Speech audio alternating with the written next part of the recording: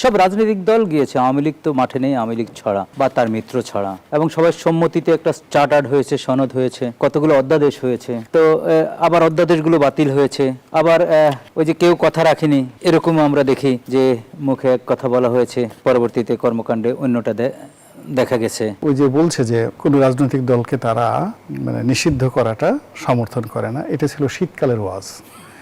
আর এখন চলতেছিল গরমকাল, ফলে গরমকালে সেই ওয়াজ আপনি আর মানে নাড়াচাড়া দিয়েন না। এর কারণ হলো এমনি পাগল তিতে মিঠা বুঝে না, পাগল রে জিলাফি দেখায়ও না, সেই তাহেরির সেই বিখ্যাত যে জিকির। বর্তমান রাজনৈতিক বাস্তবতায় আসলে দেশ কোন দিকে এগোচ্ছে? বড় কঠিন প্রশ্ন। দেশ কোন দিকে এগোচ্ছে, পিছনে না সামনে? দেশ এগোচ্ছে যেভাবে আমাদের 54 ইয়ার্স ধরে আমরা দেখে এসেছি। হয়তো একটু ব্যত্যয় ঘটেছে, মাঝখানে একটা বড় বিপ্লব ঘটেছে, বিপ্লবের পরে অনেক আকাঙ্ক্ষা হয়েছে, অনেকগুলো পার্টিকুলারলি বলি কমিশন হয়েছে, যে এই কমিশনগুলো শ্বেতপত্র প্রকাশ করেছে, সুপারিশ করেছে, এবং সেই সুপারিশগুলো নিয়ে আলোচনা হয়েছে, পর্যালোচনা হয়েছে। সব রাজনৈতিক দল গিয়েছে, আওয়ামী লীগ তো মাঠে নেই, আওয়ামী লীগ ছড়া বা তার মিত্র ছড়া, এবং সবার সম্মতিতে একটা চার্টার্ড হয়েছে, সনদ হয়েছে, কতগুলো অধ্যাদেশ হয়েছে। তো আবার অধ্যাদেশগুলো বাতিল হয়েছে, আবার ওই যে কেউ কথা রাখেনি এরকম আমরা দেখি যে মুখে এক কথা বলা হয়েছে, পরবর্তীতে কর্মকাণ্ডে অন্যটা দেখা গেছে। তো সব মিলিয়ে আমরা মনে করি যে যেই সক্ষমতা অর্জন করার কথা ছিল একটা জুলাই বিপ্লবের পরে, প্রান্তিক মানুষ যে প্রাণ দিয়ে যে সিস্টেমকে বদলানোর কথা ছিল, যতটুকু বদলানোর কথা ছিল ততটুকুর কাছাকাছি হয়েছে কিনা এ নিয়ে বিতর্ক হবে, তর্ক হবে। তবে আমার মতে আমরা অনেক ক্ষেত্রে শুরুই করতে পারিনি। যেমন ধরুন দেবপ্রিয় ভট্টাচার্যের নেতৃত্বে কি একটা শ্বেতপত্র হয়েছে, অনেক অনেক টাকা ওখানে খরচ হয়েছে, অনেকের নাম এসছে, অলিগার্কদের নাম এসছে, কিন্তু আলোর মুখ দেখেনি। এই ধরনের আরও অনেক সুপারিশ, যেগুলো আমাদের রাষ্ট্রীয় টাকায়, যেগুলোতে আমিও ট্যাক্স পে করি, হয়তো অল্প করি, সেই ট্যাক্সের টাকায় খানাপিনা করে যা যা করেছে তা হয়নি, সাজা নিশ্চিত হয়নি। ইভেন জুলাইতে যারা নিহত হয়েছেন, আহত হয়েছেন, তাদের যে মামলাগুলো হয়েছে, মামলাগুলো নিয়ে নানা কথা থাকতে পারে, কিন্তু মামলাগুলোর অগ্রগতি নেই, মামলাগুলোর তদন্তের অগ্রগতি নেই, ট্রায়াল তো দূরের কথা। তো সেখানেও ফ্রাস্ট্রেশন। মানবতা বিরোধী অপরাধ ট্রাইব্যুনাল যে মামলাগুলো চলছে, যদি 4টা না 5টার হয়তো জাজমেন্ট হয়েছে, বাকিগুলো এখনও অনেক দূরে তদন্তের পর্যায়ে আছে। তো সব মিলিয়ে যেটি আমার কথা সেটি হচ্ছে যে আমরা যে প্রত্যাশা, যে আকাঙ্ক্ষা, সেই আকাঙ্ক্ষার কাছাকাছি তো যেতেই পারিনি, এবং যাওয়ার জন্য যে উদ্যোগ নেওয়ার কথা, যে যাত্রা, যে সূচনা করার কথা, সেটিও হচ্ছে কিনা সেটি নিয়ে একটা সন্দেহ। আমি 4টা উদাহরণ দিই, বরঞ্চ আমরা পিছনের দিকে তাকাচ্ছি। আমাদের জুডিশিয়ালের সেপারেশন নিয়ে অনেক দিন সংগ্রাম, মাজদার হোসেন মামলার পরেও বহু বছর টালবাহানা। সরকার বলে যে না, আমরা জুডিশিয়াল কন্ট্রোল করব, যাকে খুশি তাকে জামিন দেব, যাকে খুশি জেলে পুরব, যাকে খুশি ট্রায়াল হোক বা না হোক তার সাজা নিশ্চিত করব। এগুলোর থেকে বেরিয়ে আসার জন্য একটা সেপারেট সচিবালয় করার কথা, আলাদা করার কথা, সেটি হয়েছে, ভিত্তিপ্রস্তর স্থাপন হয়েছে। এবং যারা ভিত্তিপ্রস্তর স্থাপন করে সেদিন হেসেছিলেন, সেদিন বিবৃতি দিয়েছিলেন যে জুডিশিয়ারির মাইল ফলক, এবং প্রান্তিক মানুষ, আমরাও বলেছি সেদিন টেলিভিশনে, প্রান্তিক মানুষ হয়তো একটু স্বস্তি পাবে, উপকার পাবে, যারা চাকরি করে ফলোয়িং মর্নিংয়ে তাদের বদলি হবে না, ফলোয়িং মর্নিংয়ে তিরস্কৃত হবে না, কোনো রাজনৈতিক দলের নেতা ফোন করে জামিনের জন্য তদবির করবে না, এরকমই একটা প্রত্যাশা করেছি। সেটিও বাদ হয়ে গিয়েছে, সেটিরও আর এখন আর নেই। এবং বিভিন্ন অ্যাপয়েন্টমেন্ট নিয়ে, বিভিন্ন কমিশনের নিয়োগ নিয়ে অধ্যাদেশ হয়েছে, গাইডলাইন হয়েছে, ওখানে সার্চ কমিটির কথা বলা হয়েছে, সেগুলো এখন অনেকগুলো বাতিল হয়েছে। তো সুতরাং আমি মনে করি আপনি যে বললেন যে কোথায় যাচ্ছে দেশ, অনেক ক্ষেত্রে তো পিছনেই হাঁটছি আমরা। যতটুকু অগ্রগতি হওয়ার কথা ছিল, যতটুকু অগ্রগতির জন্য সূচনা হয়েছে, সেগুলো বাদ দেওয়া মানে তো পিছনেও হাঁটা। তো সুতরাং আমি মুদ্রা কথা আপনাকে যদি বলতে চাই, আমার কাছে মনে হয় আমরা এগোতে। জনাব গোলাম মাওলা রনি, স্বরাষ্ট্রমন্ত্রীর এক বক্তব্যের মধ্য দিয়ে আবারও দেখছি আমরা রাজনৈতিক বিতর্কের কেন্দ্রে চলে এসেছে আওয়ামী লীগের ভবিষ্যৎ। আমরা একটু জানতে চাই যে বিএনপি কি আওয়ামী লীগ প্রশ্নে সরকারে আসার পর তার অবস্থান পরিবর্তন করেছে? নিশ্চয় আপনার মনে আছে অন্তর্বর্তীকালীন সরকারের সময়কালীন বিএনপি বলেছিল যে কোনো রাজনৈতিক দলকে নির্বাহী আদেশে নিষিদ্ধ করার পক্ষে নয়। কি বলবেন? এখন আসলে কি, ক্ষমতায় আসার আগে আমাদের দেশের যারা রাজনীতিবিদ আছেন, রাজনৈতিক দল আছেন, তাদের এক ধরনের বক্তব্য থাকে। আবার ক্ষমতা আসার পরে সেটা রাতারাতি পরিবর্তন হয়ে যায় 180 ডিগ্রি অ্যাঙ্গেলে, এবং এটা দীর্ঘদিন ধরেই চলে আসছে, পাকিস্তান জমানা থেকে এটা চলে আসছে। তো সেক্ষেত্রে বিএনপির কাছে আমাদের যে আশা আকাঙ্ক্ষা ছিল যে তারা হয়তো অনেকটা ওয়েস্ট মিনিস্টার টাইপের যে গণতন্ত্র, বিকজ বিএনপির যিনি উজিরে আজম প্রধানমন্ত্রী, তিনি দীর্ঘদিন লন্ডনে থেকেছেন, অক্সফোর্ড, হার্ভার্ড, ক্যামব্রিজ এই সমস্ত এলাকায় ঘোরাফেরা করেছেন। ওয়েস্ট মিনিস্টার অ্যাবে থেকে শুরু করে পিকাডেলি এই সমস্ত বিখ্যাত বিখ্যাত জায়গাতে ঘুরেছেন। উইনস্টন চার্চিল থেকে শুরু করে আরও বিখ্যাত গণতন্ত্রের যারা মানুষপত্র, হ্যাঁ, তারা আছেন, তাদের সবার সঙ্গে মানে উনি একটা জিনিস হলো কি, আপনি একটা ভালো মূর্তির সামনে যান, ভালো মূর্তির সামনে যান, ওখান থেকে একটা ওয়েভ আসে। আপনি যদি আব্রাহাম লিঙ্কনের মূর্তির সামনে দাঁড়ান, উইনস্টন চার্চিলের মূর্তির দিকে তাকান, আপনার এক ধরনের ভাব আসবে। আর আপনি যদি দেখা গেল যে একটা খুব বাজে শয়তানের মূর্তির দিকে তাকান, এটা যাকে বলা হয় ইবলিসের মূর্তির দিকে তাকান, তাহলে আপনার ভিতরে একটা ইবলিস ভাব চলে আসবে। তো সেই অর্থে মাননীয় প্রধানমন্ত্রী, আপনি কি দেখবেন যে ব্রিটেনের যে ব্রিটিশ পার্লামেন্ট, সেই ব্রিটিশ পার্লামেন্টের সামনে ওদের যত জাতীয় বীর আছে, বিখ্যাত ব্যক্তি আছে, সবার কিন্তু মূর্তি আছে পার্লামেন্টের সামনে। তো সেই জায়গাতে নিঃসন্দেহে উনি গেছেন সবাই সহকারে। এই জন্য ওনার কাছে আসলে আমাদের আশাটা ছিল যে it will be just like a মানে ব্রিটিশ ডেমোক্রেসি। তো এখন উনি বাংলাদেশে আসার পরে সমস্যা এগুলো, উনি তো এখন বাংলাদেশে বসে বার্গার খাচ্ছেন না, ব্রিটিশ খাবার দাবার খাচ্ছেন না, উনি বাংলাদেশে ডাল ভাত আলু ভর্তা এগুলো সব আমাদের বাংলাদেশি খাবার খাচ্ছেন। বাংলাদেশের বাতাস, আবহাওয়া, প্রকৃতি, পরিবেশ, ওনার যে বন্ধু বান্ধব আশেপাশে যারা কিছু আছে সবাই বাঙালি। ফলে আমাদের এই হাজার বছরের ইতিহাসে বাঙালির যে কূটনীতি, বাঙালির যে দুষ্টুবুদ্ধি, বাঙালির যে সংকীর্ণতা, এই জায়গা থেকে ওনার 17 বছরের যে শ্রম এবং সাধনা, এই বাংলাদেশের আকাশ বাতাস, ওনার কোনো দোষ নেই, ওনার কোনো দোষ নেই। আমাদের এই বাঙালির যে আকাশ বাতাস, আবহাওয়া, প্রকৃতি এবং পরিবেশ, ওনার সমস্ত ভালো চিন্তাগুলো নষ্ট করে দিয়েছে। উনি লন্ডনে বসে চিন্তা করেছিলেন। এখানে শয়তান বেশি বাস করে? না না, আমাদের পরিবেশটাই এরকম, মানে আমাদের পরিবেশটা এরকম। আমাদের দেশে আপনি দেখেন মশার যে যন্ত্রণা, ইংল্যান্ডে আছে বলেন, আপনি খাচ্ছেন, আমাদের দেশে মাছিগুলোর মতো যে বেয়াদব, কামড়ে দেবে, ভ্যান ভ্যান করবে চারিদিকে, নাকের উপর পড়বে, এবং আপনার মাথার ঠিক যেই জায়গাটাতে একটু আগে বসেছিল ঘুরে এসে ঠিক সেই জায়গাতেই বসবে মাছি। এইরকম বেয়াদব মাছি কোথাও আপনি দেখতে পাবেন না। এবং ইদানিং ঢাকা শহরে যেটা হয়েছে, আগে যেভাবে ছিল খাবার দাবার আছে, সামনে টেবিলে খাবার দাবার আছে, তো খাবার দাবার থাকার পরে সেখানে মাছি আসতো, এখন কোনো খাবার দাবার দরকার হয় না, এমনি মানুষ আছে, মানুষকে মনে করে এটা পচে গেছে, মানুষ পচে গেছে, মানুষের কাছে মাছি ঘোরাফেরা করে। আগে কাঁঠাল, আম, জাম, কাঁঠাল, এগুলো কলা কচুর পাশে পচা জিনিসের পাশে মাছি আসতো, আকর্ষণীয় খাবারের পাশে মাছি আসতো। এখন ওদের কাছে যায় না, মানুষ দেখলে মাছি দৌড়ে আসে।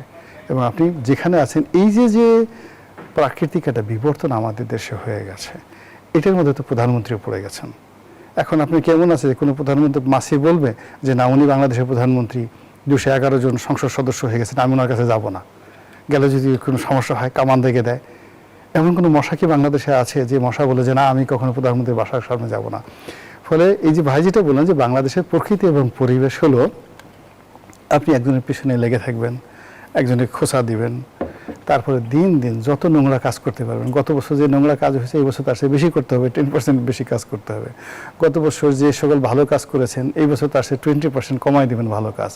এটি হলো আমাদের একটা যে কালচারে পরিণত হয়েছে। এবং সেই কালচারের প্রেক্ষিতে ওই যে যখন মানে আওয়ামী লীগ দৌড়ের উপর রেখেছিল বিএনপিকে, তখন তারা অনেক ভালো ভালো চিন্তা করছিল যে আমরা ক্ষমতায় আসলে আমরা কাউকে দৌড়ের উপর রাখবো না, আমরা ক্ষমতায় এলে কোনো অবৈধ মামলা দেব না, আমরা যদি ক্ষমতায় আসি কোনো রাজনৈতিক দলকে নিষিদ্ধ করব না। তারপরে ইউনূস সাহেব যে কাজগুলো করছে, তাদের একটা ভয় ছিল যে এখন যে অভিযোগে আওয়ামী লীগকে নিষিদ্ধ করা হলো, একই অভিযোগে তো বিএনপিকে ভবিষ্যতে নিষিদ্ধ করা হতে পারে। কেননা ইউনূস সাহেব যেভাবে কথাবার্তা বলছিলেন যে তিনি আরও 5 বছর থাকবেন, 50 বছর থাকবেন, তো বিএনপি আসলে ভাবতে পারেনি যে এত দ্রুত এবং এত ড্রামাটিক্যালি, নাটকীয়ভাবে তারা ক্ষমতায় চলে আসবে। এখন ক্ষমতা আসার পর তারা দেখছে আল্লাহ, মানুষের দাবড়া নিয়ে দিলে তো বেশ ভালো লাগে, আমি একজনকে বাঁশি ফু দিচ্ছি, লাঠির ভয় দেখেছি, পিছনে টিয়ার শেল মারছে, আর ও বাবা গো মা গো বলে দৌড়াচ্ছে। এই দৃশ্য দেখতে তো ভীষণ রকম ভালো লাগে। আমি একজনের বিরুদ্ধে একটা ভুয়া মামলা দিচ্ছে, দেওয়ার পর সেই পরিবারের আত্মীয় স্বজন এসে আমার পায়ের উপর লুটোপুটি খাচ্ছে, আমাকে মাফ করে দেন, আমি আর কখনো এই কাজ করবো না, জীবন আর কোনোদিন আওয়ামী লীগ করবো না, শেখ হাসিনাকে চিনি না, জয় বাংলা কি, এখন থেকে সব বাংলাদেশ জিন্দাবাদ। এই কথা শুনতে যেটা ভালো লাগে, যে এটা অনুভব করে, আপনি তো সেটা করেন নাই, ফলে তার কাছে মনে হচ্ছে যে মামলা ঠামলা যা অতীতে যেভাবে চলছে এইভাবেই চলতে থাকুক।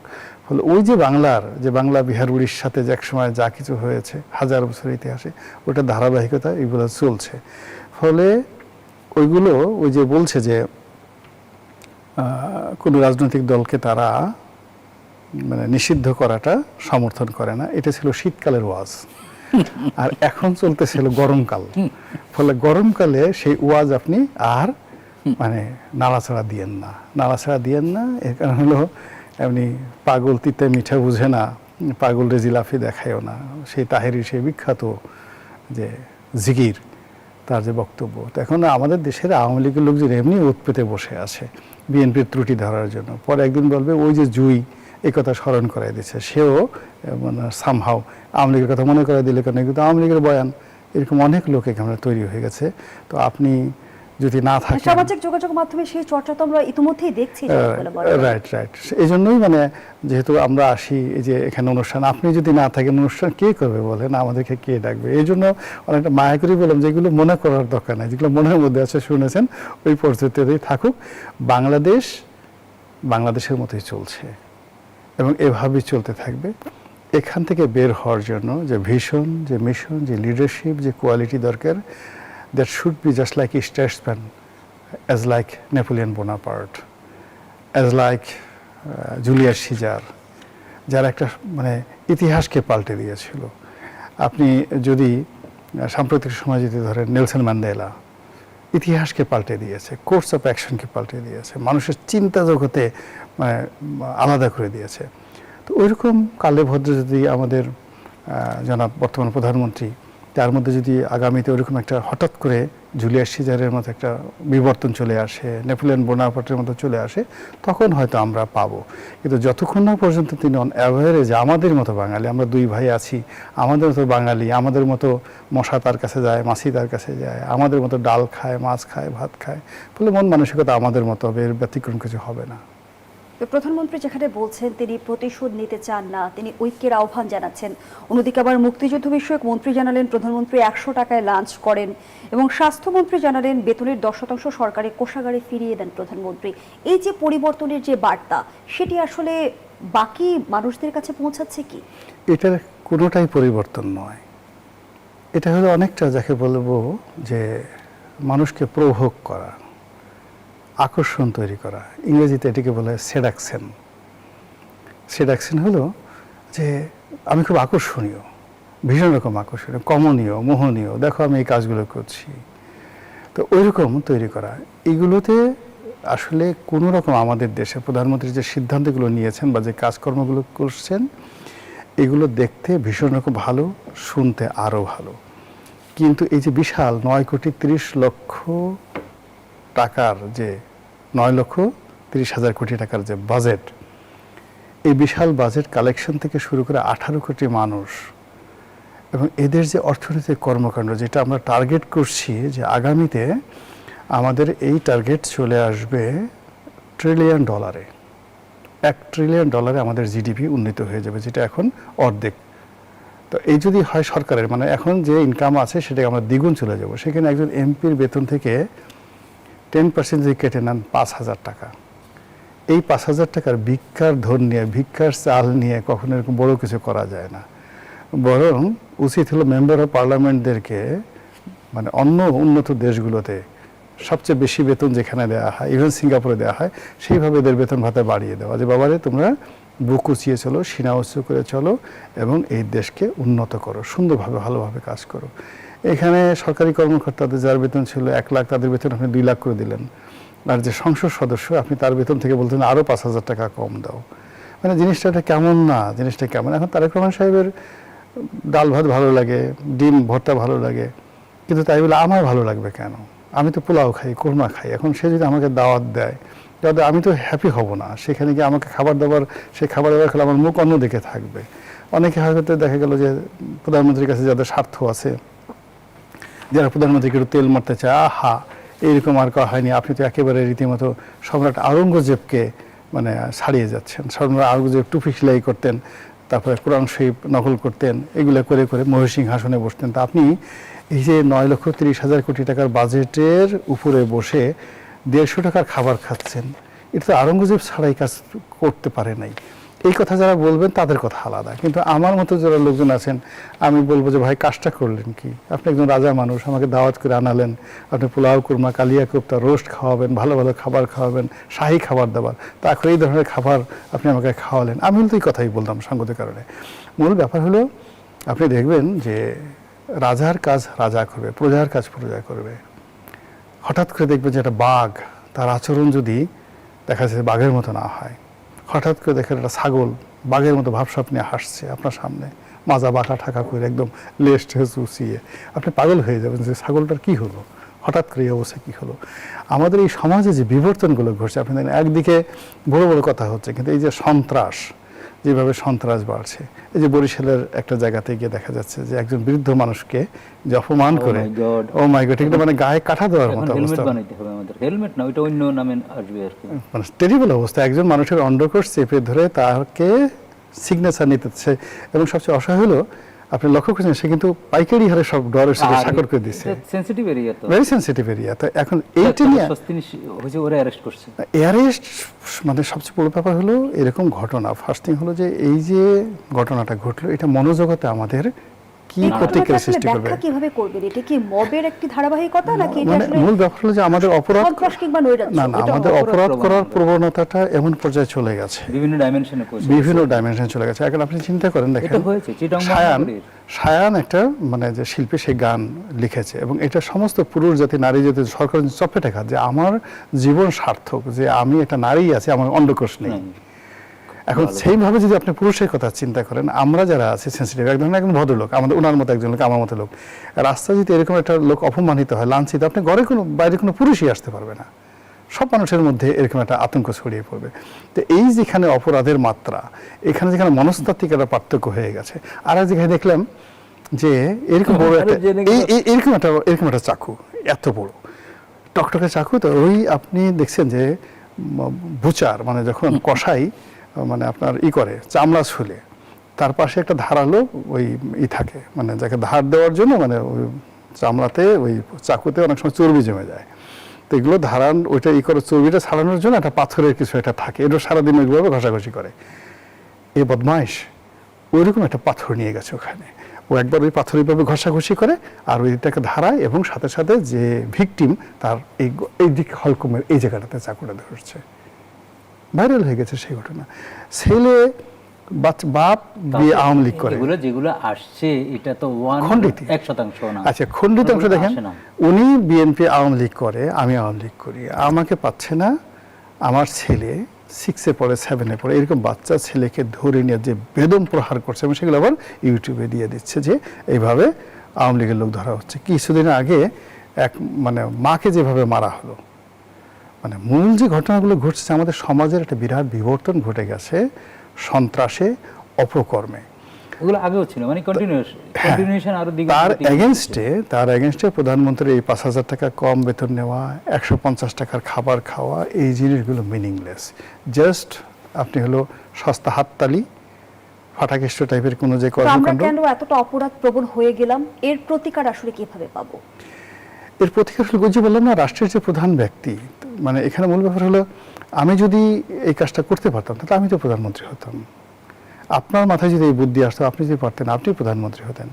আমরা বরং আমাদের জায়গা থেকে যদি এই সমস্ত কথাবার্তা বলি, আমাদেরকে বলবো অকালপক্ষ, এ কিছু বোঝে না, ওখানে বসে বসে সারাদিন টকশো করে মনে হয় দুনিয়ার সব কিছু বোঝে। এই সমস্ত বিষয় আমরা শুধুমাত্র প্রবলেমের কথাগুলো আমাদের যারা রাষ্ট্রনায়ক আছেন তাদেরকে বলছি। আপনি চিন্তা করেন, আমাদের স্বরাষ্ট্রমন্ত্রী এখন গেছেন কোথায়? আমেরিকাতে। কি জন্য গেছেন? ওখানে জাতিসংঘ শান্তিরক্ষী মিশন বোধ এরকম কিছু একটা আছে, ওখানে পুলিশে কি কাজকর্ম করবে, এরকম একটা আন্তর্জাতিক সম্মেলনে উনি অংশগ্রহণ করতে যাচ্ছেন। যার বাংলাদেশে আপনি গিয়ে দেখেন, আমি 4-5টা স্পটের কথা বলি, এক নম্বর হলো যাত্রাবাড়ি থানার সামনে গণহারে প্রতিদিন সেখানে ছিনতাই হচ্ছে, দিনে রাতে, যাত্রাবাড়ি থানার সামনে, চোখের সামনে। আপনি গুলিস্তানে যান রাত্রি 9টা 10টার সময়, জাস্ট ওই গুলিস্তানে যে 0 পয়েন্টের মধ্যে আপনার গাড়িটা নিয়ে জাস্ট একটু সিগন্যালে দাঁড়ান, দেখবেন এক মুহূর্তের মধ্যে রাবার ঠাবার গাড়ির গ্লাস খুলে নিয়ে যাচ্ছে পুলিশের সামনে। আপনি পুরো মোহাম্মদপুরের বসিলা থেকে শুরু করে বিরাট এলাকা এই মুহূর্তে সকাল মানে সন্ধ্যার পর থেকে সারাটা দিন অভয়ারণ্য হয়ে গেছে। উত্তরা থেকে শুরু করে বিস্তীর্ণ এলাকা, যেখানে ঢাকা শহরে কোনো শান্তি নাই, সেখানে আমাদের স্বরাষ্ট্রমন্ত্রী গেছেন বিশ্ব শান্তি প্রতিষ্ঠা করার জন্য। মানে মূল ব্যাপারটা হলো কি, কিছু কিছু জিনিস হচ্ছে এই সময়টাতে যেটা একটার সঙ্গে আরেকটা ডট মেলানো যাচ্ছে না। দেশ ভালো চলছে, আমাদের সব কিছু ভালো চলতো, আমাদের পুলিশ বাহিনী ভালো চলতো, সেখানে স্বরাষ্ট্রমন্ত্রী কোর্ট টাইপের বিশ্ব মানচিত্রে গিয়া এটা মানে সুন্দরভাবে কথা বলতেন, এটাকে আমরা একটা অ্যাডোরেবল মানে একটা আদরণীয় অ্যাটিটিউড মনে করতাম। কিন্তু এখন যে ঘটনাগুলো ঘটছে, যে আমরা বাংলাদেশে শান্তি রাখতে পারছি না, আমরা বিশ্ব শান্তির জন্য দুতিলে শুরু করছি। যেখানে স্বরাষ্ট্র মন্ত্রণালয় ওনার চলছে না, উনি সেখানে আইন মন্ত্রণালয়ের মুখপাত্র হয়ে তিনি সংসদে সংবিধান নিয়ে কথাবার্তা বলছেন। প্রতিটি মানুষ বিরক্ত। এখানে যেখানে স্বাস্থ্য চিকিৎসা থেকে আমাদের যে স্বাস্থ্যমন্ত্রী যেভাবে তিরিং বিড়িং করে লাফাচ্ছেন, যেভাবে কথাবার্তা বলছেন, আপনি দেখবেন আর কয়েকদিন পরে সমস্ত ডাক্তাররা বিরক্ত হয়ে যাবে, হাসপাতাল মালিকের বিরক্ত হয়ে যাবে। এবং উনি যে কটা ভালো কাজ করবেন, যা কিছু করবেন, মানে বেশি ভালো না, অনেক কিছু করার চেষ্টা করছেন, অনেক কিছু হচ্ছে, কথাবার্তা হচ্ছে। আবার যে এখন দেখেন আমাদের দেশে এক গ্রুপ চলে যাচ্ছে সৌদি আরব, আর এক গ্রুপ চলে যাচ্ছে ইরান, আর এক গ্রুপ চলে যাচ্ছে আমেরিকাতে, আর এক গ্রুপ চলে যাচ্ছে চীন দেশে। মনে হয় যেন যে আমরা এরকম একটা সুপার পাওয়ার হয়ে গেছি, ডোনাল্ড ট্রাম্পের চেয়ে বড় কিছু একটা হয়ে গেছি, যে সারা পৃথিবীতে আমরা বাতি জ্বালাবো, মোমবাতি জ্বালাবো, আমরা যেভাবে বলবো ওইভাবেই আমাদের চলবে। আমরা আমাদের জাতীয় সংসদে চিন্তা করেন আমেরিকার সেই স্বাধীনতা দিবসের যে অনুষ্ঠান, সেটা আমাদের মানে দক্ষিণ প্লাজাতে আমরা উপস্থাপন করতে দিচ্ছি, অনুষ্ঠিত হতে দিচ্ছি। এবং এটা যে আমাদের দেশের মানুষ কিভাবে গ্রহণ করছে, এবং এটা নিয়ে সারা বাংলাদেশে যে হচ্ছে, মানে নেতিবাচক যে আলোচনা হচ্ছে, এটা আপনি কি মনে করেন? যারা এই সরকারকে দুষ্ট বুদ্ধি দিয়েছে, তারা কি সরকারে ভালো কাজ করেছে? আর এই কাজ করার ফলে এখন ধরেন আমেরিকা, তাদের বিরুদ্ধে যে হেট্রেট চালু হয়েছে, এটা তো ভারত বিরোধী যে মনোভাব ছিল, সেটাকেও কয়দিন পরে ছাড়িয়ে যাবে। নিশ্চয়ই অবগত আছেন, বিএনপি নেতা শামসুজ্জামান দুদু বলেছেন সরকারকে ক্ষমতাচ্যুত করার জন্য দেশি বিদেশি ষড়যন্ত্র চলছে। সরকারের বয়স মাত্র 4 মাস। এটা কি রাজনৈতিক সতর্কবার্তা, নাকি আসলে এমন পরিস্থিতি তৈরি হয়েছে? বিএনপি নেতা শামসুজ্জামান দুদু বলেছেন সরকারকে ক্ষমতাচ্যুত করতে দেশি বিদেশি ষড়যন্ত্র চলছে। এটা কি রাজনৈতিক সতর্কবার্তা নাকি বাস্তবতা? না, আমাদের দেশে হয় কি, সবসময় সরকারের বিরুদ্ধে একটা ষড়যন্ত্র থাকে, দেশেও থাকে, দেশের বাইরেও থাকে। এটা প্রথম থেকেই ছিল। মূল ব্যাপারটা হলো, মানে গরিবের সুন্দর স্ত্রী যখন থাকে, তখন সবাই যে যার মতো করে তার সাথে একটু ঠাট্টা মশকরা করতে চায়। একইভাবে আমাদের দেশের অনেকগুলো দুর্লভ জিনিস আছে, যেমন আমাদের ভৌগোলিক অবস্থা, আমাদের সমুদ্র সৈকতে কিছু যাকে বলা হয় রেয়ার একে বলা হয় খনিজ দ্রব্য, এটা পৃথিবীর অন্য কোনো দেশে নেই, তো সেগুলো আছে।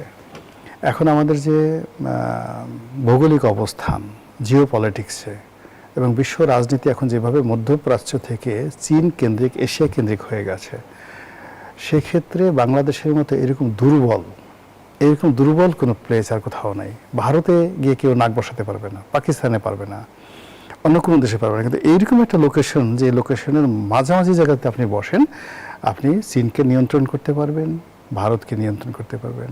আমাদের এখানে একটা পোর্টফোলিও, একটা যাকে বলা হয় একটা যে কোনো অশান্তি সৃষ্টি করে ভারতের 7 সিস্টারে আপনি 12টা বাজিয়ে দিতে পারবেন। এখান থেকে আপনি যে কোনো একটা অশান্তি সৃষ্টি করে চীনের 12টা বাজিয়ে দিতে পারবেন। ফলে এই বাংলাদেশ নিয়ে চীন, ভারত, আমেরিকা তাদের সবারই টানাটানি আছে। এখন এই যে সরকার যারা আছে, এই সরকার এরকম একটা পরিস্থিতিতে যখন পড়ে, সেখানে সবচেয়ে পাওয়ারফুল এলিমেন্ট হলো দ্য ডেমোক্রেসি। যদি এখানে সরকার বিরোধী দল খুব শক্তিশালী থাকে, তারপরে গণতন্ত্রের চর্চা থাকে এবং সাধারণ মানুষের অংশগ্রহণ থাকে সরকারের মধ্যে, তখন কোনো বিরোধী শক্তি, সেটা দেশি হোক বিদেশি হোক, সরকারের বিরুদ্ধে যেতে পারে না। কিন্তু এখন কি হলো, এই সরকার একেবারে নিঃসঙ্গ। তারা কাউকে বিশ্বাস করতে পারছে না। ওদিকে শেখ হাসিনা দিল্লিতে বসে আজ হুমকি দেয় কাল আসবে, পরশু আসবে, জেলখানা রেডি করো, তারপর আমার জন্য ফাঁসির মঞ্চ রেডি করো। এগুলো শুনলেও তো মেজাজটা গরম হয়ে যায়। মানে সবার থাকবে না, আবার বলে আমি চলে আসতেছি। চিন্তা করে আল্লাহ সীমান্ত দিয়ে আসবে নাকি এয়ারপোর্টে আসবে, আসলে আমরা কি করব। যাকে বলা হয় কিছুটা তো টেনশন আছে, কিছুটা টেনশন আছে। এরপরে ছাত্রলীগ আজ এখানে মিছিল করে, কাল ওখানে মিছিল করে, এই মাস্ক পরে ওখানে। তো এরপর তারা আবার গোপালগঞ্জকে আলাদা মনে করেন বলতে গেলে করে ফেলে, যেখানে এনসিপি বসে ঢুকতেই সাহস পাচ্ছে না। অন্যদিকে জামাতের আমির সে যেভাবে কথাবার্তা, মানে সভাপতি যেভাবে কথাবার্তা বলছে, চালচলন বলছে, সে যে বিরোধী দলীয় নেতা ভাবসা দেখে মনে হচ্ছে না, মনে হচ্ছে সে আমিরুল মোমেনিন। এবং সে দেখেন আমেরিকার সাথে তার যে সম্পর্ক, ইরানের সাথে তার সম্পর্ক, চীনের সাথে যে সম্পর্ক, সব কিছু থেকে সরকারের উপর একটা চাপ সৃষ্টি হয় যে প্রধানমন্ত্রী ক্ষমতা আছেন, মন্ত্রীর ক্ষমতা আছেন, কিন্তু সামহাও এনসিপি আর জামাত শিবিরের যে আধিপত্য ক্ষমতা বিরোধী দল হিসেবে, এটা তো এই সমাজ থেকে তাড়ানো যাচ্ছে না। আপনি কল্পনা করতে পারেন যে গুলিস্তানে মানে এই প্রথম মানে সরকারি দলের লোকজনকে মানে জামাতের লোকজন আচ্ছা মতো ছেঁচা দিল। সেই ইসেরই আছে না, কি যেন বলে, মানে আমরা ক্রিকেট খেলার যে স্ট্যান্ডগুলো আছে, সেই স্ট্যান্ড মানে বড় বড় রিক্সায় করে ভরে এনে পাইকারি হারে পাবলিক হাতে দিয়ে ওইগুলো দিয়ে সে ধাওয়া দিল। তো বাংলাদেশে কখনো শুনছেন যে সরকারি দলের লোকগুলোকে প্রকাশ্যে এইভাবে বিরোধী দলের লোকগুলো ধাওয়া দিয়েছে, পিটনি দিয়েছে? কখনো এটা দেয়নি। তো এই কাজগুলো এখন বাংলাদেশে হচ্ছে, ফলে সরকার বিশ্বাস করতে পারছে না, কাউকে বিশ্বাস করতে পারছে না, কাউকে আস্থায় নিতে পারছে না, কাউকে ডিপেন্ড করতে পারছে না। এমনকি মনে হচ্ছে যে তার চারিপাশে যে সমস্ত তারেক রহমান সাহেব মনে করতেছেন যে চারিপাশে বসে আছেন, এরা তো কোটটাই পরে আছে, এরা কি তলে তলে পাজামা পাঞ্জাবি পরছে কি না, এটি নিয়ে তার টেনশন, যে এরা কি গুপ্ত জামাত কিনা, গুপ্ত শক্তি কিনা। এমনকি তার যে টেনশনটা, এবং দেখেন যে 300 ফিট এসে যখন প্রথম আসলো, সে প্রথমে তার গুপ্ত ভয়, যাই চুপ করো, আবার যদি একটা কথা বলো তাহলে মনে করবো তুমি গুপ্ত। এই যে গুপ্ত জামাতের যে ভয়, এই আতঙ্ক সরকারকে তাড়া করছে। এবং তারই প্রেক্ষিতে যেন শামসুজ্জামান দুদু তিনি যদি বলে থাকেন যে দেশ এবং দেশের বাইরে চক্রান্ত হচ্ছে, অবশ্যই চক্রান্ত হচ্ছে। এখন চক্রান্ত তারা যদি মোকাবেলা করতে পারেন তবেই সফল হবেন, আর যদি মোকাবেলা করতে না পারেন তাদের পরিণতিও অসংখ্য ধন্যবাদ জানাচ্ছি জনাব গোলাম মাওলা রনি। ব্যারিস্টার ওমর ফারুক, বর্তমান বাস্তবতায় সরকারের সবচেয়ে বড় চ্যালেঞ্জ কি? বিরোধী রাজনীতি, অর্থনৈতিক চাপ, না প্রশাসনিক দুর্বলতা? সবচেয়ে বড় চ্যালেঞ্জ তো সবসময় আমাদের দেশের সুশাসন। সবচেয়ে বড় চ্যালেঞ্জ আমাদের দেশে দুর্নীতি দূর করা। অর্থাৎ আমাদের দেশে দুর্নীতি আমরা জায়েজ করে ফেলেছি, আমাদের কন্ডিশনড হয়ে গেছে যে কোনো সেবা পেতে আমরা ঘুষ দেব। আমরা কিছু মাত্রায় ঘুষ দেওয়াটাকে আমরা জায়েজ মনে করে ফেলেছি। ওই যে পিনার্স, এই যে স্পিড মানি বলছে না আমাদের আব্দুল মুহিত সাহেব, একসময় বলছেন যে এগুলা চলে, কিন্তু এখন এটা এত অসহনীয় পর্যায়ে চলে গেছে, সেটাই বড় চ্যালেঞ্জ। বড় চ্যালেঞ্জ সরকারের যে কমলাপুর রেল স্টেশনে যারা ঘুমায়, ওদের নাগরিক অধিকার, সিটিজেনের অধিকার, ওদেরও তো পার ক্যাপিটা ইনকাম $4000-5000, ওদের নিয়ে ভাবা।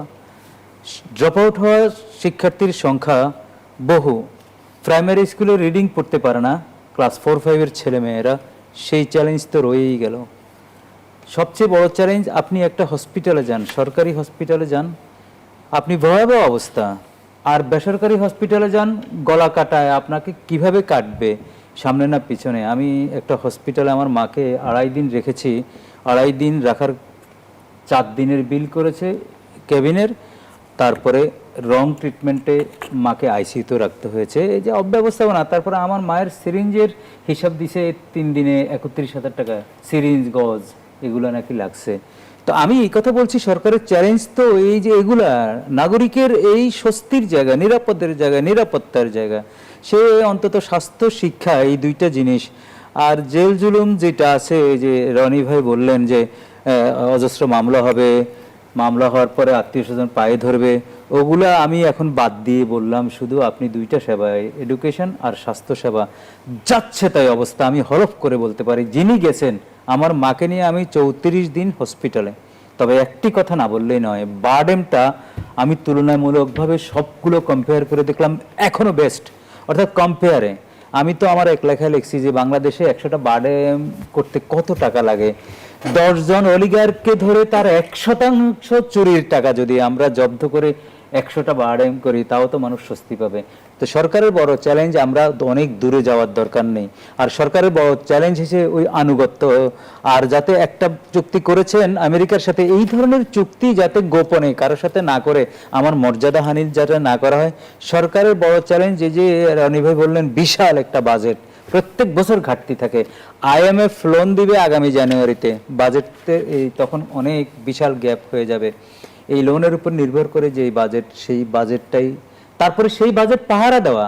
আমি যে রেভিনিউ, আমি যে ট্যাক্সের টাকা, আপনি ট্যাক্স এরিয়া বাড়াচ্ছেন, ট্যাক্সের টাকা আমার থেকে নিচ্ছেন, বেশি নিচ্ছেন, এই ট্যাক্সের টাকাগুলোর যে সুষম বন্টন, এই চোর বাটপারদের থেকে রক্ষা করা, তারপরে ব্যাংকগুলোকে হেফাজত করা, যে প্রান্তিক মানুষ ডিম বিক্রি করে ব্যাংকে টাকা রাখে, প্রান্তিক মানুষ তার ছোট সঞ্চয় ধান বিক্রি করে, পাট বিক্রি করে, সবজি বিক্রি করে টাকা রাখে, সেই টাকা যারা চুরি করে নিয়ে যায় তাদের শাস্তির ব্যবস্থা তো করাই হচ্ছে না, বরঞ্চ এই ধরনের অলিগারকে প্রোটেকশন দিয়ে নতুন অলিগার তৈরি করার যেই পায়তারা বন্দোবস্ত বা আমরা আকারে বিকারে দেখছি, এগুলো বন্ধ করা। তুই একটা জিনিস ভালো লেগেছে যে বগুড়ার শাহেদ আলম নাকি একজন মন্ত্রী, ওনার নাতিপুতি ছেলের নামে যে ইউনিয়ন পরিষদ করেছে, ওগুলার নাম বাদ দেওয়ার একটা করেছে। রিসেন্টলি 3টা বই প্রাথমিক বিদ্যালয়তে বাধ্যতামূলক করার ঘোষণা দিয়েছে প্রাথমিক শিক্ষা মন্ত্রণালয়, সেটিও তারেক সাহেব বাদ দিয়েছেন। কিছু কিছু জিনিস অবশ্যই উনি যে কাজগুলো করার চেষ্টা করতেছেন, এই মেসেজগুলো পাচ্ছেন কিনা সেটি হচ্ছে বড় কথা। সবচেয়ে বড় কথা, উনি যদি 6 মাস পরে মন্ত্রী পরিষদের যে এই কর্মকাণ্ডগুলো দেখে যদি 10 জনকে বাদ দিতে পারেন, নতুন সংযোজন করতে পারেন, তাহলে সক্ষমতার ব্যারোমিটারে উনি উন্নীত হবেন। যেমন যে বগুড়ার এইসব কাণ্ডকৃত্য, তার সম্পদ বেড়েছে নাকি কত, তার ছেলে নাকি ঠিকাদারি কাজ নিয়োজিত। তো সুতরাং এই ধরনের যে আজে বাজে যে যারা করে যাচ্ছে, তাদেরকে যদি বাদ দেওয়ার সক্ষমতা থাকে, সক্ষমতা অর্জিত হয়, যদি বাদ দেওয়া যায়, তাহলে আমি মনে করব যে না, এই চ্যালেঞ্জগুলো উনি অতিক্রম করতে পারবেন এবং একটা মেসেজ যাবে যে তুমি চুরি বাটপারি করে পার পাবা না, এরকম একটা মেসেজ দিতে হবে। তো সুতরাং যেহেতু আইনজীবী, আপনার কাছে একটি আইনি দিক থেকে একটি প্রশ্ন রাখতে চাই। যেমনটি স্বরাষ্ট্রমন্ত্রী বলেছেন, দল হিসেবে আওয়ামী লীগের বিচার হবে, এবং চিফ প্রসিকিউটর জানিয়েছেন নিজেদের করা আইনেই আওয়ামী লীগের বিচার হবে, সেটি হচ্ছে আন্তর্জাতিক অপরাধ ট্রাইব্যুনাল আইন এবং সন্ত্রাস বিরোধী আইন। আমি 24-এর গণঅভ্যুত্থানের প্রসঙ্গ ধরে যদি প্রশ্ন রাখি, দায়টা আসলে দল হিসেবে আওয়ামী লীগের বেশি নাকি সুপেরিয়র রেসপন্সিবিলিটি হিসেবে শীর্ষ নেতৃত্বের বেশি? দেখেন, এগুলো নিয়ে তর্ক হতে পারে, কুতর্ক সুতর্ক অনেক কিছু হতে পারে। মানবতা বিরোধী অপরাধে যদি দল হিসাবে ওখানে যদি ওনার ওই দলের বিচার হয়, এটি রেয়ারেস্ট অফ দ্য রেয়ার, এটা বাংলাদেশে প্রথম হবে। আর বাংলাদেশে বড়দের বিচার করার সক্ষমতা কোনো কালেই আমি দেখিনি। এই কথার কথা বলছে যে বিচার হবে, তাই না? আগামী ইউনিয়ন পরিষদের নির্বাচন আসতেছে, ওদেরকে কোলে কাঁধে করে কে কার পক্ষে নেবে, ওটার জন্য কম্পিটিশন শুরু হবে 2-1 মাসের ভিতরে। এটা আমরা দেখিনি, দেখেছি তো। তবে যেটি আমি বলতে চাই যে জুলাইতে তো এইটা অস্বীকার করার কোনো জো নাই যে আপনি গুলি করে মেরে ফেলেছেন, এই মরা লাশটা মর্গে জায়গা পায় নাই, গুলি করে পঙ্গু করেছেন, হসপিটালে জায়গা পায় নাই, এই লাশের হিসাব হসপিটাল রেখেছে, রেজিস্টার খাতা পর্যন্ত নিয়ে গিয়েছেন।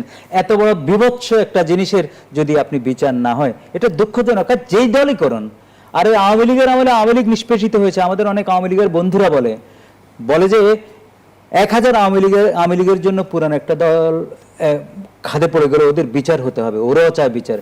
কিন্তু কথা হলো কি, আমরা আজে বাজে বন্দোবস্তে আমরা নিপতিত, ওদেরকে পাহারাদার ওরা নিযুক্ত করে ফেলেছে জুলাই বিপ্লবের 1 সপ্তাহের মধ্যে অনেক টাকা দিয়ে, কারণ তাদের কাছে প্রচুর টাকা। আমরা দেখেছি যেই বিপ্লবীরা অত্যাধিক সাহস নিয়ে বিপ্লব ঘটিয়েছে, তাদের কথায় অনেকে মরে গিয়েছে, তাদেরকে পাওয়া গেছে বিভিন্ন কর্পোরেট হাউসে, তাদেরকে অ্যারেস্ট করেছে বিভিন্ন জায়গা থেকে এক সময় বাধ্য হয়ে আমরা মিডিয়ার কারণে। তাকে রাজনীতি নাকি পর্দার আড়ালে যা চলে সেটাই রাজনীতি? আমি পর্দার অন্তরালে যে রাজনীতি ঘটে, ইভেন ভোটের রেজাল্টও যে পর্দার অন্তরালে হয়, ইভেন কে বিরোধী দল হবে, প্রধানমন্ত্রী হবে, কি হবে, এটিও যে পর্দার অন্তরালে হয়, সেটি বুঝতে আমার 58 বছর লেগেছে।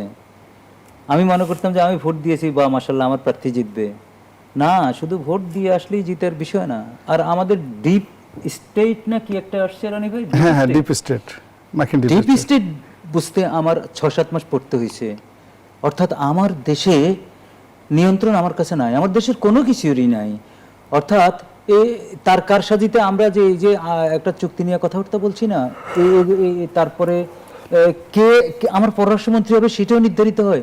আমার বাংলাদেশ ব্যাংকের গভর্নর কি হবে সেটাও নাকি নির্ধারিত হয়।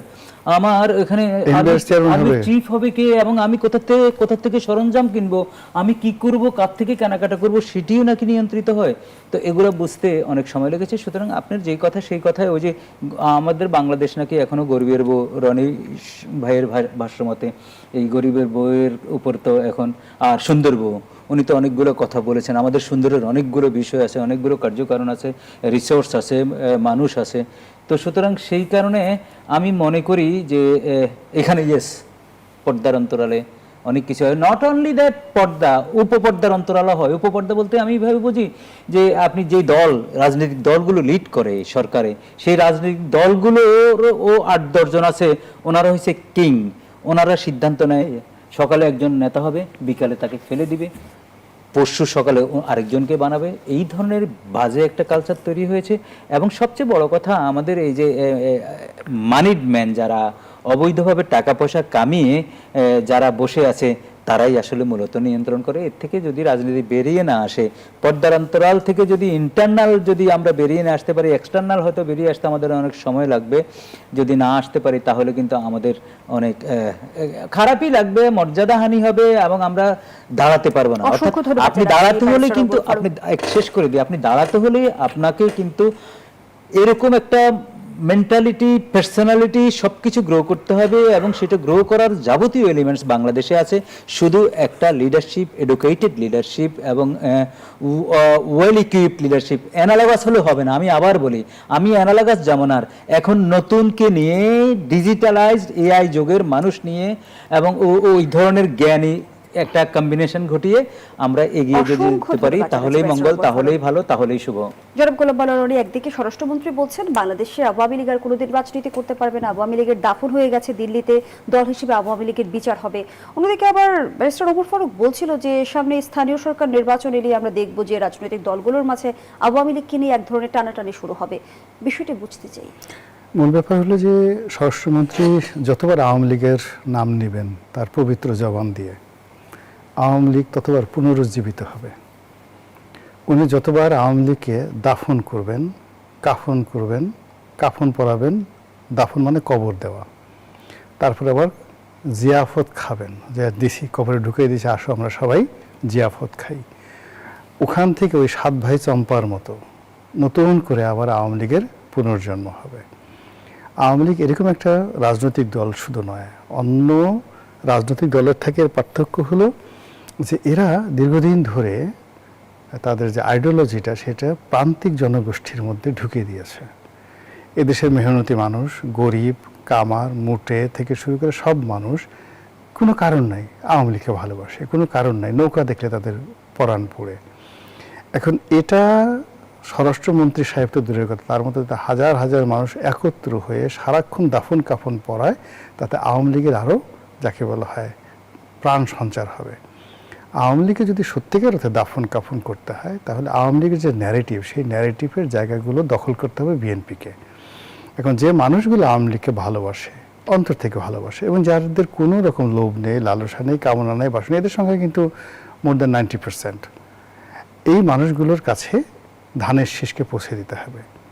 এই মানুষজনের কাছে বাংলাদেশের জাতীয়তাবাদকে, এই মানুষজনের কাছে শেখ হাসিনার পরিবর্তে তারেক জিয়াকে পৌঁছে দিতে হবে। এই মানুষজনদের কাছে খালেদা জিয়া এবং জিয়াউর রহমানকে পৌঁছে দিতে হবে। এবং সেই কাজটি, এটা লড়াই, এটা সংগ্রাম, এবং এটা অভ্যুত্থানের মতো ঘটনা। আর এই কাজটা যদি সরকার করতে পারে তাদের ক্ষমতাকে ব্যবহার করে, তাহলে মুখে বলতে হবে না দাফন কাফন হয়েছে, কিন্তু এই যে কাজ না করে যদি খালি বলা হয় দাফন কাফন, হঠাৎ করে দেখতে হবে যে কবর ফুঁড়ে, মানে কবর ফুঁড়ে এতগুলো আওয়ামী লীগ বের হয়ে আসছে, সেই বিখ্যাত মাম্মি সিনেমার মতো, যে সেইগুলো দেখে স্বাভাবিক মানুষ তাদের পালিয়ে যাওয়া ছাড়া কোনো উপায় থাকবে না। অন্তর্বর্তীকালীন সরকারের সাবেক উপদেষ্টা মাহফুজ আলম একটি ইঙ্গিতপূর্ণ পোস্ট করেছেন ফেসবুকে। তিনি লিখেছেন, খেলা শেষ, খোদা হাফেজ। রাইট উইং অ্যাক্টর আর কুশীলবদের ফার রাইট এলিমেন্টস ইউজ করার ভয়ঙ্কর খেলা এখন কোন পর্যায়ে আছে? মব সন্ত্রাস, মাজার, পত্রিকা অফিস ও সাংস্কৃতিক প্রতিষ্ঠানে হামলায় ওদের মার্সিনারি হিসেবে ব্যবহারের ভেতর দিয়ে নির্বাচনী বৈতরণী পার করা শেষ, এখন হাত ধুয়ে ফেলবে জাসি রাইট উইং বলয়। এর মধ্য দিয়ে তিনি আসলে কি ইন্ডিকেট করলেন, কি বুঝলেন? না, আমি বুঝি না আসলে মাহফুজকে নিয়ে আসলে আমাদের দেশের মানুষের ভিতরে অত আগ্রহ নেই। আমাদের দেশের লোকগুলো খুব সহজ সরল কথা পছন্দ করে। তাদের কাছে হাসনাত এই যে চোখ গোল গোল করে হাত উঁচু করে ধরবো তোকে খেয়ে ফেলবো, মনে হয় যে হাসনাতের মতো লোক দরকার আছে। বা নাহিদ খুব আদর করে তুলো তুলো করে যে কথাগুলো বলে, কিন্তু এই যে মাহফুজ খুব ইন্টেলেকচুয়াল লেভেলে যে কথাগুলো বলে, এইটা হয়তো এখন আপনার ভাব সম্প্রসারণের জন্য ফরহাদ মাজারের কাছে যেতে হবে বা প্রফেসর সলিমুল্লাহ খানের কাছে যেতে হবে যে মাহফুজ কী বলেছে। আমরা যারা আম জনতা আমরা এই জিনিসগুলো সাধারণত বুঝি না। এখন মাহফুজ সাহেবকে তো আমরা আসলে ওই আন্দোলনের আগেও চিনতাম না, পরেও চিনতাম না। হঠাৎ করে যখন ইনুস সাহেব বললেন যে মাস্টার মাইন্ড, তখন থেকে আমরা তাকে চিনলাম। কিন্তু তার কথাবার্তা সবসময় একটু তাত্ত্বিক প্রকৃতির, মানে সূত্র নিয়ে বিভিন্ন কথাবার্তা বলেন। এগুলো আমাদের রাজনীতিতে বা সাধারণ এসে এটা কোনো মিনিং নাই। তার এই সে যে কথাগুলো বলছে, আমি তো ব্যক্তিগতভাবে যে আপনি বললেন আমি নিজে কিছু বুঝলাম না, আর আমি নিজেও দেখে আসছি আসার সময় আমিও কিছু বুঝিনি। আমি একটি ফেসবুক স্ট্যাটাস যদি আমি তুলে ধরি, সেটি হচ্ছে বৈষম্য বিরোধী ছাত্র আন্দোলনের সাবেক মুখপাত্র উমামা ফাতেমা দিয়েছেন। তিনি বলেছেন যে জুলাইয়ের এই 1 মাস জুলাই সবার থাকবে, ঠিক আছে, 1 মাস পর জুলাই আমার সম্পত্তি, আমি জুলাই যোদ্ধা, আমি সবাইকে জুলাই যোদ্ধা সার্টিফিকেট দেব, পার পিস 50 টাকা। এটা কি হতাশার বহিঃপ্রকাশ? না, এটা বুঝেছি সবাই। এটা উনি খুব সহজভাবে বলেছেন যে আমরা এখন জুলাইকে বিক্রি করব। মানে এই 1টা মাস একটু সেন্সিটিভ, এরপরে যে সময়টা আমরা বিক্রি করব, এবং খুব সস্তা, এত সস্তা যে 50 টাকায় তো বলতে গেলে এখন একটা হাওয়াই মিঠাইও খাওয়া যায় না। 100 টাকার নিচে কোনো, এখন ভিক্ষা 50 টাকা ভিক্ষাও দেওয়া যায় না। তো এরকম 50 টাকা দিয়ে একটা জুলাই যোদ্ধার সার্টিফিকেট নিয়ে আপনি জুলাই যুদ্ধ হবেন, সরকার কাছ থেকে আপনি মুক্তিযোদ্ধা ভাতা পাবেন, 71 মুক্তিযুদ্ধের সমান পর্যায়ের। এই যে উমামা যে কথাটা বলেছেন, চেতনা বিক্রির রাজনীতিকে তিনি ইঙ্গিত করেছেন। রাইট, ইঙ্গিত করেছেন, এবং অনেক হাই প্রোফাইলের যাকে বলা হয় স্যাটায়ার। আমি মনে করি জুলাই যোদ্ধা যারা আছে তাদের জন্য এর চাইতে আর বড় চপেটাঘাত হয় না।